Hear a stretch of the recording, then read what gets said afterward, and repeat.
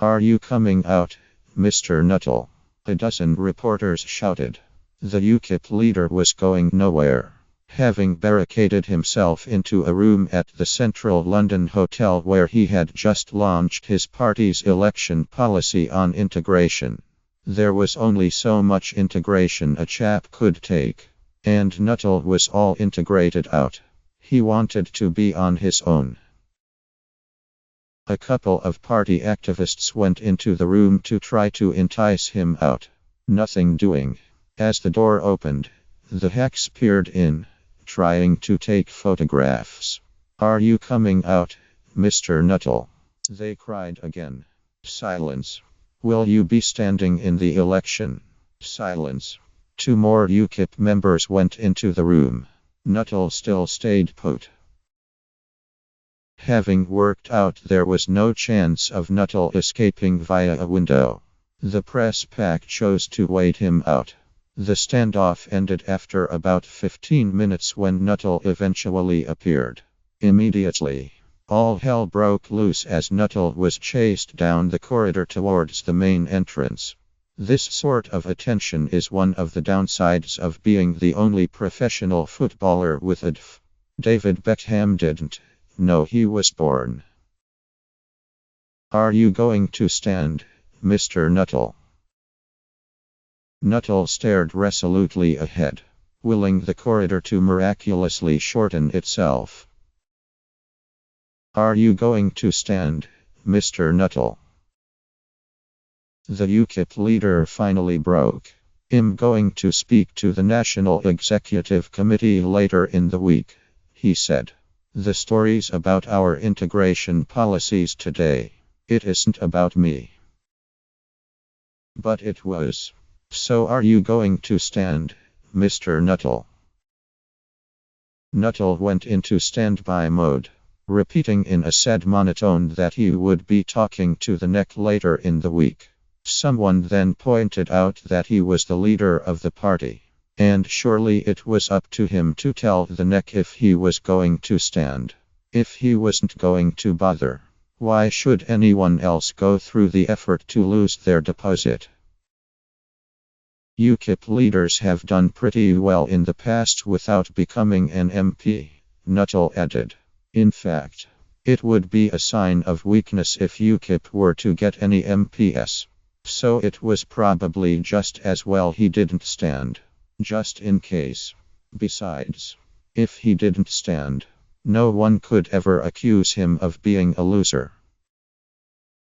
Satisfied he had seen off the press, Nuttall headed off in a taxi, though not before first having to eject a Daily Telegraph reporter who had climbed in with him. As a fully integrated fiasco, the integration policy launch couldn't have gone any better. An hour earlier, Nuttall had explained to a crowded room that Ukip had always been 10 years ahead of everyone else, and that their policies would soon be those of the other mainstream parties. In which case, 2027 will look something like the 1960s sitcom Till Death Us Do Part.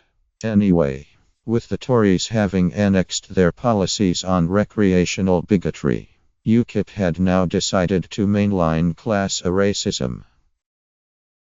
It was left to the unfortunate David Curtin and Margot Parker, Ukip's Education and Equalities spokespeople, to supply the details. Islamism is a poisonous ideology, said Curtin. How did he know? Because some children are taught to show friendship to Christians in public and hate them in private. It rather sounded as if Ukip were taking a leaf out of the same playbook. The trouble with Muslims was that we'd been far too nice to them. We'd given them multiculturalism and they'd just taken advantage. British identity was under threat. It was far better that Britain should be poor and pure than be rich and full of immigrants. There should be no more Islamic faith schools until they could prove they were Christians at heart.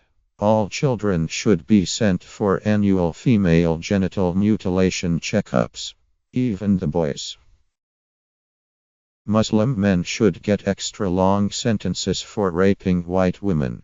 If Muslims wanted to commit rape, they should at least have the decency to stick to women from their own community. All documents should be written in English so foreigners didn't know they were going to be deported until it was too late. And don't get Ukip started on the burqa. Women in veils were security risks, or in danger of being mistaken for suicide bombers, which was much the same. So anyone wearing a burqa should. Parker wasn't quite sure what. She hadn't yet worked out if they should be arrested, imprisoned, or merely fined. What about beekeepers? Yelled one journalist. Should they be arrested if they are out in public? Or brides in wedding veils? Said another, not altogether helpfully. Would there be exemptions for members of the Ku Klux Klan? This was too much for Peter Whittle, Ukip's deputy leader, a man who has the pinched expression of a golf club secretary who still can't believe women are allowed in his clubhouse. Now you're just being silly, he said crossly. Bit late for that.